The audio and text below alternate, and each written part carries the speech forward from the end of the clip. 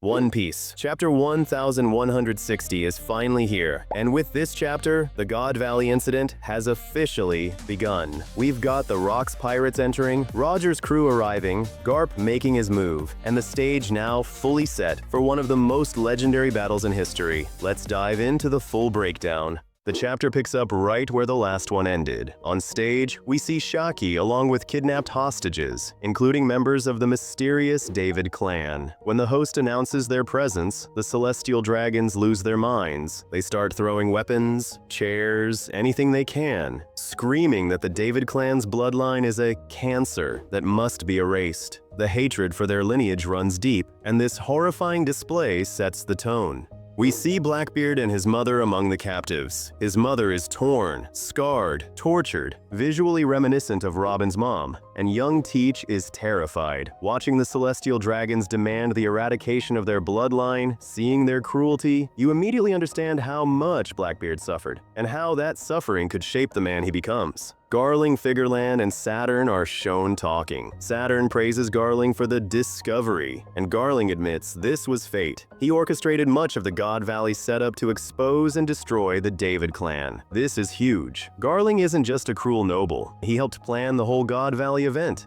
He set it up like a game to find and wipe out rare bloodlines, especially the David clan. That makes him largely responsible for what happened there. Meanwhile, Dragon finds Shanks' and Shamrock's mother gravely injured. Her face is hidden once again. Oda is clearly saving this reveal for later. With her dying breaths, she begs Dragon not to hand her children over to him, referring to Garling. She entrusts them to him, saying only a kind-hearted man can raise them well. She dies shortly after, and Dragon promises to protect the twins. Even though they are strangers to him, he refuses to abandon them. Carrying the boys in his arms, Dragon becomes their savior. And then, the hunting game begins. The celestial dragons announce the rules. 150 rare prey have been released, including 13 super rare targets with special bloodlines. Each super rare kill is worth 10,000 points. Everyone is shocked. They can't believe this nightmare is real. People run in terror, begging for their lives. Some civilians hold on to hope, thinking if they survive for 3 weeks, they might escape.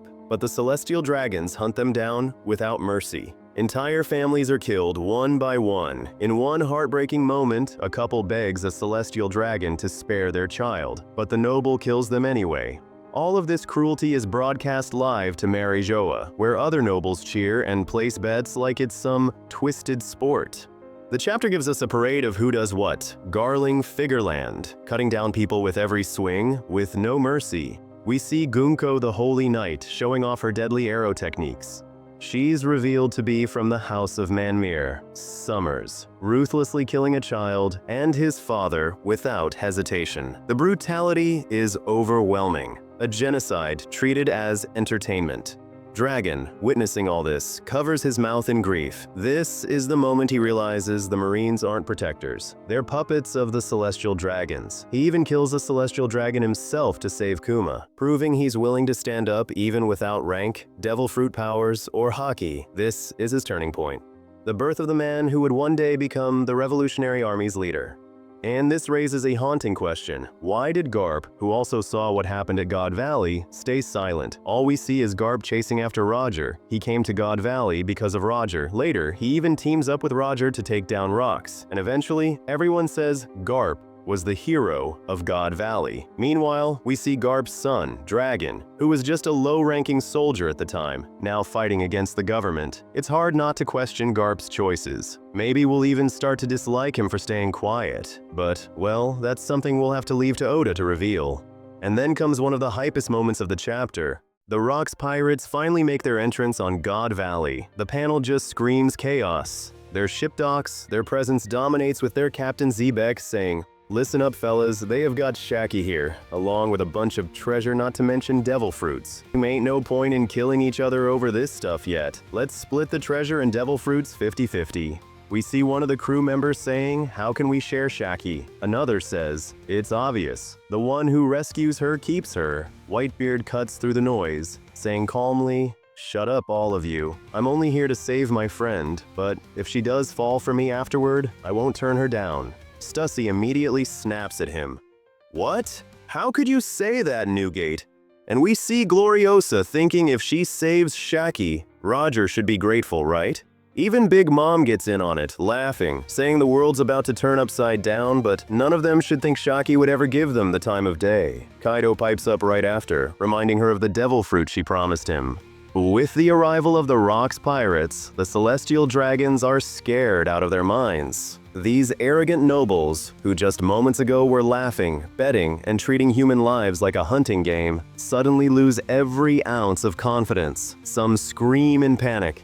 Others desperately shout for the Marines to protect them. The same people who were gleefully throwing weapons at slaves are now begging for their own lives. They know exactly who they're facing. Gol D Xebec's crew, a chaotic army of monsters in their prime.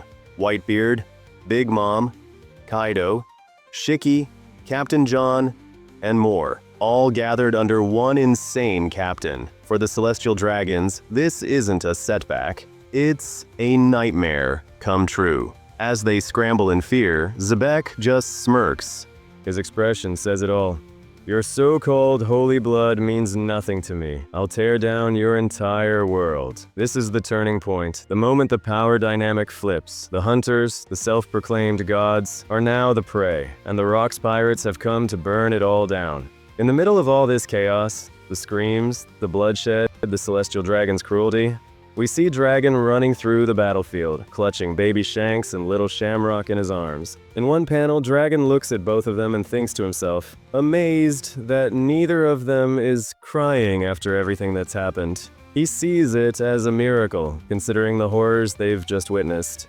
And just when the battlefield couldn't get any crazier, the Roger pirates arrive on God Valley. The moment they show up, the chaos hits another level. Roger himself makes his intentions clear. I'm here for Shakky. He even tells his crew that they have no chance with her, and instead, they should focus on stealing the treasure.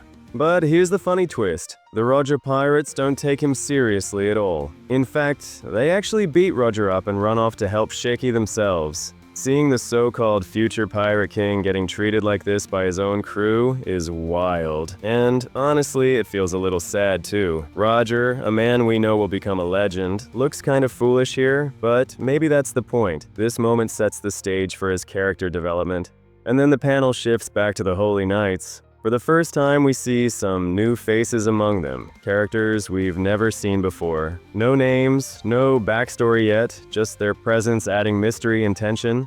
But before they can move, the focus suddenly shifts again, and we're thrown right back into the chaos of the battlefield. Pirates, Marines, even Celestial Dragons are all dying left and right. The entire island is drenched in blood and fire. In the middle of it all, the Rocks pirates and the Roger pirates are completely dominating the battlefield. Titans clashing while everyone else struggles just to survive. The Marines, meanwhile, are desperate. It looks hopeless. They're on the verge of collapse until suddenly, a massive cannonball comes crashing down, shaking the battlefield.